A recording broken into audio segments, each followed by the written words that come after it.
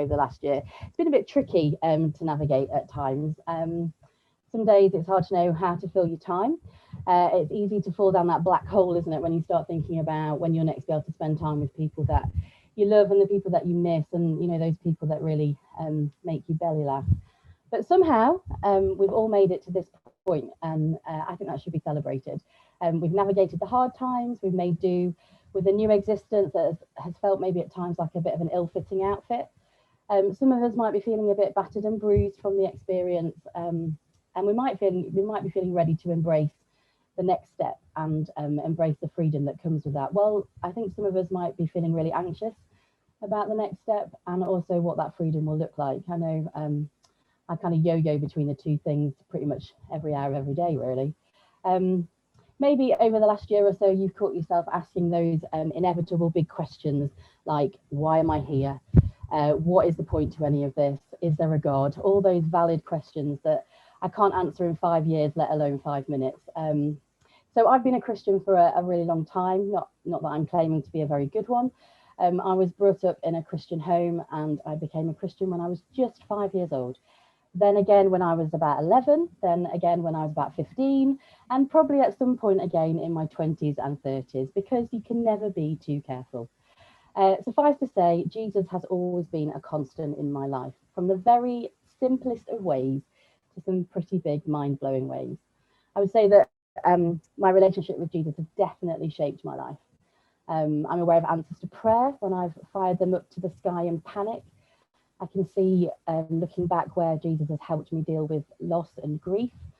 He shaped my life through my relationships with people and my desire to be a better human, and through my passion for communicating with people how full of worth they are and how full of value they are. Jesus has also shaped my life in lots of ways that I don't even know about, and they're the sort of the ways that you realise when you're further down the line and you look back and see how life has turned out. Like when I turned a job down at the age of 22 in London, which felt really like devastating at the time. But looking back, I can see how it just wasn't right for me. And I believe that Jesus is always working behind the scenes, and it's always for our good. And I'm so grateful that He is there all the time, that I can talk to Him about anything at any time, which is what we call prayer. Now, you might be sat here thinking, who on earth is this Jesus that she speaks of? So let me just take a minute to introduce you to Him. Jesus is the Son of God. He was born at Christmas, obviously, to Mary and Joseph. God had looked down and basically saw the mess that us humans were making of life, and He wanted to give us a way to be saved once and for all, no returns. So He sent Jesus as a tiny baby who grew into an incredible man, full of wisdom, peace, love, patience, kindness, wonder, humility, and courage. But not only was Jesus a man in human form, He was also God. God took Himself on as in flesh and blood, and He moved into the neighbourhood. Which made neighbourhood. Oh my goodness, that's such a St. Swithin's thing to say. Sorry, everyone's like, what? Neighbourhood. Hood. Neighbourhoods, if you're interested. Little groups that you can go to at St. Swithin's where you can totally connect in with people. Sorry about the slip up there, it was not intentional. Anyway, so God moved into the neighbourhood, which means that God Himself knows what it's like to struggle, to suffer, to laugh, to love. He can relate to us, and he can save us. So if I had to sum up Jesus in one word, just one word, I would choose the word love. His perfect, selfless love reconnected us with a God in a way that we could live free of guilt, shame, darkness, self-rejection, addiction, and all those other things that make us feel lousy about ourselves and life. But in order for us to be made right with God, Jesus had to die in our place on a cross, which usually happens at Easter.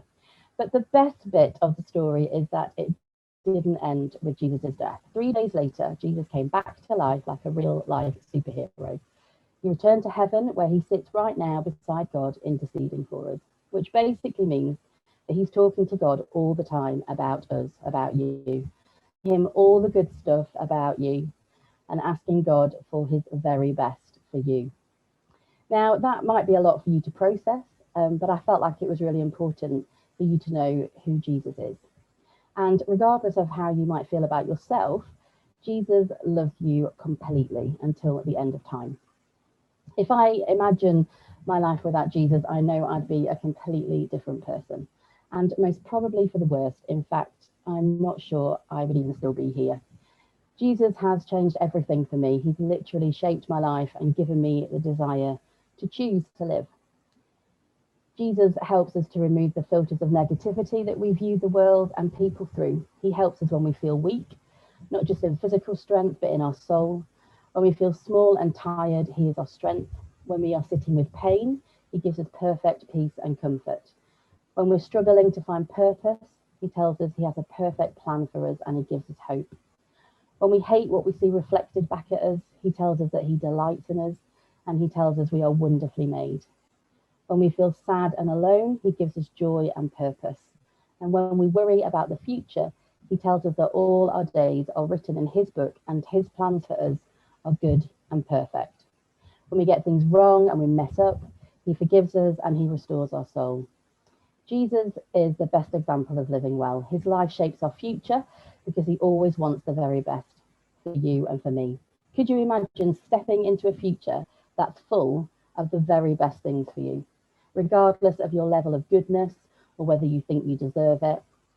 Not only that, but Jesus is an amazing role model. And if you want to get to know who He is, I'd recommend that you download a free Bible app and read through the Gospels in the New Testament. So we're looking at like Matthew, Mark, Luke, and John, probably names that you remember from school.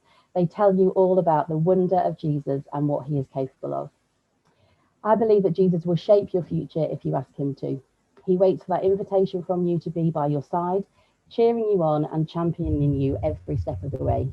He loves you regardless of whether you accept that love or not, and His love for you doesn't change. So my challenge tonight to you would be that you try Jesus out for yourself and see if life feels better with Him in it. You can start by simply inviting Him to show you He is real. You can ask Him to give you peace when you feel anxious or strength when you feel tired or weak. Our futures are always shaped one decision at a time. And if you started to include Jesus in those decisions, what do you think your future would look like? And if you're unsure of asking Jesus to be part of your future, you've really got nothing to lose by trying Him out. Because if things do start changing for the better, I mean, it could just be a coincidence, right? I don't remember which Archbishop of Canterbury said it because it was a long time ago, but one of them said these words, and they've always stuck with me. When I pray, coincidences happen.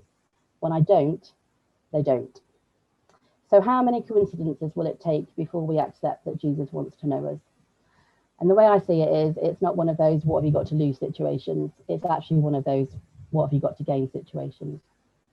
So thanks so much for listening. It's been great to pop on and see you all this evening, and I hope I've given you something to think about.